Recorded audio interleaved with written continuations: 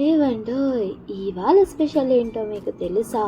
వేడి వేడి అన్నంతో బ్రింజల్ పచ్చడితో పాటు బ్రింజల్ ఫ్రై అండి. కలుపుకుంటారా? క్యాబేజ్ పప్పు అండి. ఇవాళ అన్ని స్పెషల్గా బాగా చేసింది కదా మా మమ్మీ. సరే మళ్ళా బ్రింజల్ ఫ్రై ఎలా చేస్తారో చూసేద్దామా? ఒక ప్యాన్లో ఆయిల్ వేసుకోండి. ముందుగానే బ్రింజల్ని పొడవుగా కట్ చేసుకోండి. ఉప్పు కారం పసుపు వేసి దాన్ని బాగా తగిలియండి. ఆ బ్రింజల్ని ఈ ఆయిల్లోని వేసేయండి. ఇంకా ఒకటి తర్వాత ఒకటి వేసేయండి. బ్రింజల్ని ముందు నుంచి కట్ చేసుకొని ఉంచుకోకండి, లేకపోతే నల్లపడిద్ది. మసాలా రాసే ముందే దాన్ని కట్ చేసుకోండి. మసాలా రాసి ఇంకా ఇలా నూనెలో ఫ్రై చేసుకోండి. మూత పెడుతూ తీస్తూ అలా ఫ్రై చేసుకోండి ఒక 10-15 నిమిషాలు. బ్రింజల్ అనేది బాగా ఏగాలి కదా, బాగా ఏగుతూ ఉడుకుతూ ఉండాలి. చూడండి, 7 నిమిషాలకైతే ఇలా అయింది, బాగా ఉడికింది. ఇంకా దగ్గరికి ఫ్రై చేసుకోవాలి బాగా, సరేనా? చూడండి, ఒకవైపు అయిపోయిన తర్వాత దానికి ఇంకో వైపుకి తిప్పుకోవాలి కదా, రెండో వైపు కూడా బాగా వేగాలి కదండి. అవునండి, మీరు చూస్తున్నారు కానీ సబ్స్క్రైబ్ అయితే చేయట్లేదండి. చేస్తారా మరి?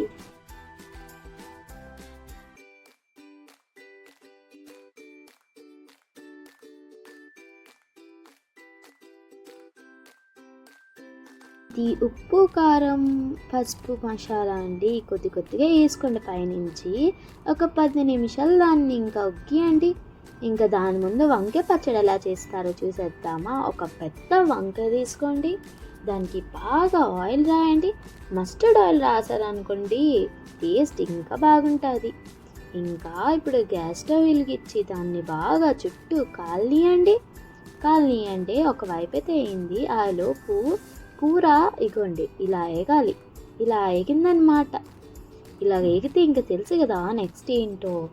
కొత్తిమీర వేసి దించేసుకోండి. ఇంకా పదండి వంకాయ పచ్చడి చూసేద్దాం. ఇంకా ఇగోండి బాగా 2 పక్కన సాఫ్ట్గా వేగిందండి. అదేనండి కాలింది. ఇప్పుడు అది ఒక బౌల్లోకి తీసుకోండి. ఇప్పుడు దీని స్కిన్ పీల్ చేయడానికి ఒక టెక్నిక్ చెప్పాలా? అదేనండి, నీళ్ళు వేయండి ఇందులో. ఇంకా వేడిగా ఉంటుంది కదా, అది కొంచెం చల్లారి ఇంకా స్కిన్ అనేది బాగా పీల్ అవుతుంది. ఇగోండి, దాని స్కిన్ అంతా తీసాక ఇలా అయిద్ది. దీన్ని బాగా స్మాష్ చేసుకోండి. ఒక్కొక్కసారి చూసుకోండి, పాములు ఉంటాయి, అంతేనండి, చిన్న పురుగులు ఉంటాయి, అవి లేకుండా తీసేయాలి. ఇంకా బాగా స్మాష్ చేసుకొని ఇప్పుడు దీనికి తాలింపు పెట్టుకుందాం. చూడండి, అన్నీ చిన్నగా బాగా కట్ చేసుకోవాలి. అల్లం, పచ్చిమిరపకాయ, ఉల్లిపాయ, కొన్ని పప్పు గింజలు, సర్సో, ఇంకా జీరా. ప్యాన్ పెట్టుకోండి, అలానే అందులో ఆయిల్ వేసుకోండి. ఒకటి తర్వాత ఒకటి పోపు గింజలన్నీ వేసేసుకోండి. ఫస్ట్ గార్లిక్ వేసుకున్నాం, దాని తర్వాత సర్సో జీరా వేసుకుంటున్నాం. అలానే అది కొంచెం వేగాలి. చూసుకోండి, పోపు అనేది బేగ మాడిపోద్దండి, మాడనీకుండా వేపండి. అలానే ఇందులో కొంచెం పప్పు గింజలు వేసుకోండి. అది వేసాక ఒకసారి కలపండి బాగా. ఇంకంతేనండి, ఉల్లిపాయలు పచ్చిమిరపకాయలు సన్నగా తరిగి ఇంకేసేసుకోండి. ఇది కొంచెం వేగాలి. అవునండి, ఇవాళ మీ ఇంట్లో స్పెషల్ ఏంటి చెప్తారా మరి? కమెంట్ బాక్స్లో వెయిట్ చేస్తూ ఉంటా, చెప్పేయండి. ఇంకా పోపు కొంచెం వేగిన తర్వాత అందులో పసుపు వేసుకోండి, 1 స్పూన్ వేసుకోండి. ఇందాక స్మాష్ చేసి పెట్టుకున్న వంకాయ ఉంది కదండి, ఇంకా అది వేసి బాగా కలిపేయండి. బాగా కలపండి, అది ఒక 10 నిమిషాలు బాగా వేగాలి. ఆ లోపు ఏం చేద్దాం మీరే చెప్పండి.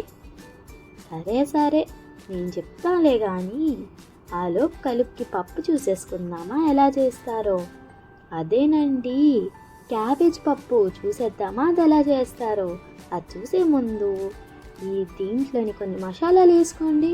1 స్పూన్ కారము, కొంచెం తగినంత ఉప్పు ఇంకేసి దీనికి ఒక 10 నిమిషాలు బాగా వేగనియండి. ఆ లోపు మనం వెళ్ళి పప్పు చూసుకుందామా? ఇంకా క్యాబేజ్ని ఇలా కట్ చేసుకోండి, కొంచెం పెద్దకే కట్ చేసుకోండి. ఎందుకంటే మనం క్యాబేజ్ పప్పు అనేది కుక్కర్లో చేసుకుంటున్నాం కదా, చిన్నగా కట్ చేస్తే ఇంకా క్యాబేజ్ అనేది కనిపించదు మీకు. ఇది కందిపప్పు అండి, ఒక అరగంట ముందే నానబెట్టుకోండి. అప్పుడు పప్పు ముద్ద ముద్దగా బాగా వచ్చింది. కుక్కర్ తీసుకోండి, ఇంకా అందులో కొద్దిగా ఆయిల్ వేసుకోండి. ఆయిల్ కొంచెం వేడెక్కాలి. వేడెక్కాక ఇందులో కొన్ని వెల్లుల్లి రెబ్బలు వేసుకోండి. మేమైతే 4-5 వేసుకున్నాం.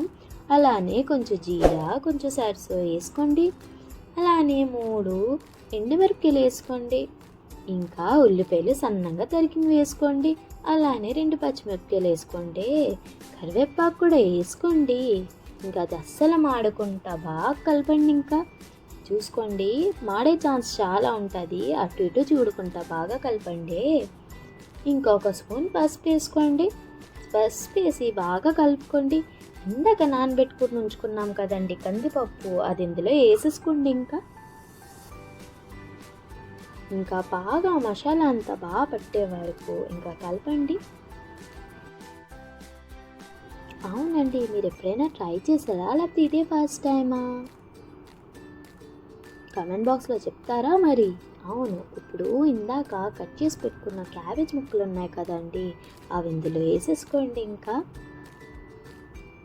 కొంచెం కొంచెం అని అంతా వేసేసుకోండి. ఇంకా వేసి ఒక టమాటో కూడా 4 ముక్కలు చేసి వేసుకోండి.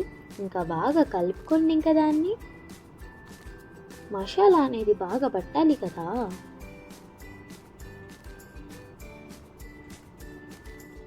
చూడండి ఇప్పుడు ఎలా కనిపిస్తుందో. ఇప్పుడు తెలుసు కదా, పప్పు అంటే నీళ్ళు ఉండాల్సిందే కదా. ఒక 2 గ్లాసులు నీళ్ళు వేసుకోండి. వేసుకొని ఇంకా బాగా కలపండి. ఇంకా కలిపి సీటీకి పెట్టేయండి. మేమైతే 3-4 సీటీలు పెట్టాము. ఇంకా ఇప్పుడు చూసేద్దామా మన పచ్చడి ఎంత బాగా ఎగిందో. ఇగోండి, ఒక 10 నిమిషాల తర్వాత పచ్చడి ఇంకా బాగా ఎగిందండి.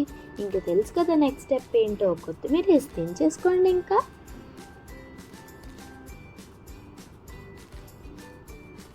నిజం చెప్తున్నా, ఈ పచ్చడి కానీ వేడివేడి అన్నంతో తింటేనా అబ్బబ్బా.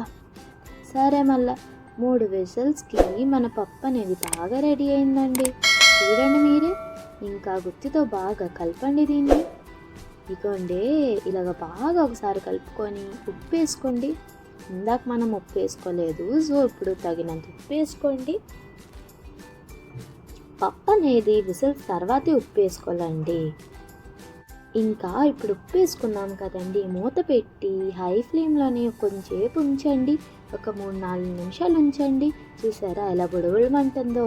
ఇంకా అంతేనండి, ధనియా పత్తా వేసి ఇంకా బంద్ చేసేయండి.